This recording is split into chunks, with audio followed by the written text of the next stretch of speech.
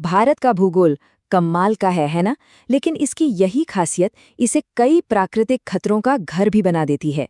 तो चलिए आज इसी पर बात करते हैं। देखते हैं कि भारत के सामने क्या-क्या जोखिम है और इनसे निपटने के लिए क्या तैयारी है। 60%। ये सिर्फ एक आंकड़ा नहीं है, ये भारत की ज़मीनी हकीकत से जुड़ा एक, कह सकते हैं, चौंकाने वाला सच है। कोई अंदाज़ा है कि ये किस बारे में हो सकता है? तो सवाल यही है कि भारत की 60% जमीन में आखिर कॉमन क्या है? जवाब है भूकंप का खतरा। जी हाँ, बिल्कुल सही सुना। जरा सोचिए, देश का आधे से ज्यादा हिस्सा ऐसा है जो भूकंप के लिहाज से संवेदनशील है। तो चलिए अपने पहले सेक्शन में इसी को थोड़ा और गहराई से समझते हैं कि भारत कैसे एक नेचुरल हैजार्ड हॉटस्पॉट है। और हाँ, ये कहानी सिर्फ भूकंप पर खत्म नहीं होती। अच्छा, आगे बढ़ने से पहले एक छोटी लेकिन बहुत जरूरी बात समझ लेते हैं। खतरा और आपदा में फर्क क्या है? देखिए, खतरा या कहें कि हैजर्ड एक नेचुरल प्रोसेस है जिससे नुकसान हो सकता है, लेकिन वो आपदा या डिजास्टर तब बन जाता है जब उसका असर इतना ज्यादा हो कि कोई कम्युनिटी उससे निपट ही ना पाए, मतलब जब हालात काबू से बाहर हो जाएं। अब जरा इन आंकड़ों पर नजर डालिए। ये भारत के सामने मौजूद खतरों की पूरी तस्वीर साफ कर देते हैं। जैसा कि हमने बात की, 60% जमीन पर भूकंप का खतरा है। इसके अलावा करीब 4 करोड़ हेक्टेयर इलाका ऐसा है जहां बाढ़ आ सकती है, और तो और 8% कोस्टल एरिया चक्रवातों की जद में है। ये सिर्फ नंबर्स नहीं है, ये करोड़ों लोगों की जिंदगी से जुड़ी सच्चाई है। तो आज हम किस तरह से आगे बढ़ेंगे? पहले तो ये समझेंगे कि भारत एक हैजर्ड हॉटस्पॉट क्यों है। फिर जमीन के नीचे से आने वाले खतरों यानी भूकंप और लैंडस्लाइड्स की बात करेंगे। उसके बाद पानी से जुड़े खतरों मतलब बाढ़ और सूखे को देखेंगे। फिर समुद्र से उठने वाले तूफान यानी चक्रवातों को समझेंगे। और आखिर में सबसे जरूरी बात कि इन सबसे निपटने के लिए हमारा नेशनल रिस्पॉन्स प्लान क्या है। तो चलिए शुरू करते हैं पहले तरह के खतरों से, यानी वो जो जमीन के नीचे से आते हैं। हम बात कर रहे हैं जियोलॉजिकल हैजर्ड्स की। तो भारत में इतने भूकंप और लैंडस्लाइड्स होते क्यों हैं? इसकी सबसे बड़ी वजह है इंडियन और यूरेशियन टेक्टोनिक प्लेट्स की टक्कर। जी हाँ, ये दो विशाल जमीनी हिस्से लगातार एक दूसरे से टकरा रहे हैं, और इसी वजह से हिमालय का पूरा इलाका, वेस्टर्न घाट और हमारे नॉर्थ ईस्ट के राज्य सबसे ज्यादा रिस्क पर हैं। इस खतरे को बेहतर समझने के लिए पूरे देश को अलग अलग सिस्मिक जोन में बांटा गया है। जरा इस टेबल को देखिए। जोन वी मतलब वेरी हाई रिस्क जोन। इसमें पूरा नॉर्थ ईस्ट, जम्मू कश्मीर, हिमाचल, उत्तराखंड जैसे इलाके आते हैं। और तो और देश की राजधानी दिल्ली भी जोन 4 में है, जो हाई रिस्क जोन है। मतलब खतरा यहाँ भी काफी ज्यादा है। अगर हमें एक वेकअप कॉल की जरूरत थी तो वो 2001 में भुज का भूकंप था। उस भूकंप ने साफ साफ दिखा दिया कि हमारा इंफ्रास्ट्रक्चर और हमारा रिस्पॉन्स सिस्टम कितना कमजोर था। उस एक घटना ने हमें डिजास्टर मैनेजमेंट के बारे में नए सिरे से सोचने पर मजबूर कर दिया। चलिए जमीन से अब पानी की तरफ चलते हैं। पानी जो हमारे लिए जिंदगी है, वही कैसे एक दोहरी चुनौती बन जाता है। कभी बहुत ज्यादा बाढ़ के रूप में तो कभी बहुत कम सूखे के रूप में।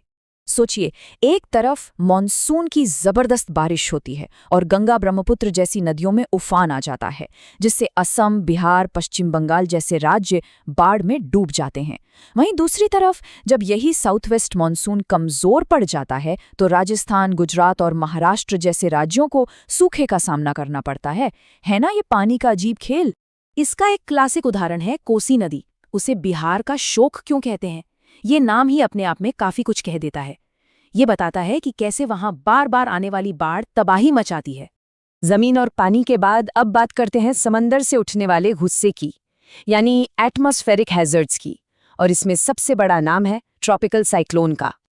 तो ये साइक्लोन होते क्या है? सीधे शब्दों में कहें तो ये गर्म समंदर के ऊपर बनने वाले बहुत पावरफुल लो प्रेशर सिस्टम होते हैं। और एक इंटरेस्टिंग फैक्ट ये है कि हमारे यहाँ अरब सागर के मुकाबले बंगाल की खाड़ी में कहीं ज्यादा साइक्लोन बनते हैं। इसी वजह से भारत का जो पूर्वी तट है ना, ओडिशा, आंध्र प्रदेश, पश्चिम बंगाल, तमिलनाडु, ये इलाके हमेशा हाई रिस्क पर रहते हैं। यहाँ जबरदस्त बारिश, तेज हवाएं और समंदर की ऊंची लहरें यानी स्टॉर्म सर्ज बहुत तबाही मचाते हैं। और जब भी साइक्लोन की बात होती है, 1999 के ओडिशा सुपर साइक्लोन को कोई नहीं भूल सकता। वो बहुत भयानक था, उसने बहुत तबाही मचाई। लेकिन उसी तबाही ने हमें एक बहुत बड़ा सबक भी सिखाया कि अर्ली वार्निंग सिस्टम कितने ज़्यादा ज़रूरी हैं। उस घटना के बाद ही इस दिशा में बहुत बड़े सुधार किए गए। तो ठीक है, हमने खतरों को तो समझ लिया, ज़मीन से, पानी से, हवा से। अब बात करते हैं समाधान की, यानी कि हमारा नेशनल रिस्पॉन्स प्लान क्या है, हम इन सब से निपटने के लिए कर क्या रहे हैं। सबसे पहले तो ये समझना होगा कि अब डिजास्टर मैनेजमेंट का मतलब सिर्फ रेस्क्यू और रिलीफ नहीं रहा। ये सोच अब बदल चुकी है। अब ये एक पूरा साइकिल है, एक लगातार चलने वाली प्रोसेस। इसमें 4 स्टेज हैं। सबसे पहले है मिटिगेशन, यानी खतरे को कम करने की कोशिश। फिर है प्रिपेयर्डनेस, यानी पहले से तैयारी करना। फिर आता है रिस्पॉन्स, यानी आपदा के दौरान सही एक्शन लेना। और आखिर में रिकवरी, यानी हालात को वापस नॉर्मल करना और फिर से सब कुछ बनाना। और इस पूरे बदलाव को, इस नई सोच को ज़मीन पर उतारने का काम कौन कर रहा है? वो है हमारी सबसे बड़ी agency, national disaster management authority, यानी NDMA। इसे 2005 में डिजास्टर मैनेजमेंट एक्ट के तहत बनाया गया था, जो अपने आप में एक बहुत बड़ा कदम था। तो चलिए एक बार जल्दी से देख लेते हैं कि आज हमने क्या क्या ज़रूरी बातें समझीं। पहली चीज़, भारत की जो यूनिक ज्योग्राफी है, वही इसे कई तरह के नेचुरल हैज़र्ड्स के लिए वल्नरेबल बनाती है। दूसरी बात, हमारे लिए बड़े खतरे कौन-कौन से हैं? भूकंप, बाढ़, सूखा और साइक्लोन। तीसरी और सबसे अहम बात, हमारी स्ट्रैटेजी अब बदल गई है। हम सिर्फ घटना होने के बाद एक्शन नहीं लेते, बल्कि प्रोएक्टिव मैनेजमेंट पर फोकस करते हैं। और चौथी बात, इस पूरी कोशिश को लीड कौन कर रहा है? हमारी नेशनल डिजास्टर मैनेजमेंट अथॉरिटी, यानी NDMA। और अब आखिर में एक सवाल, जो हम सबके सोचने के लिए है।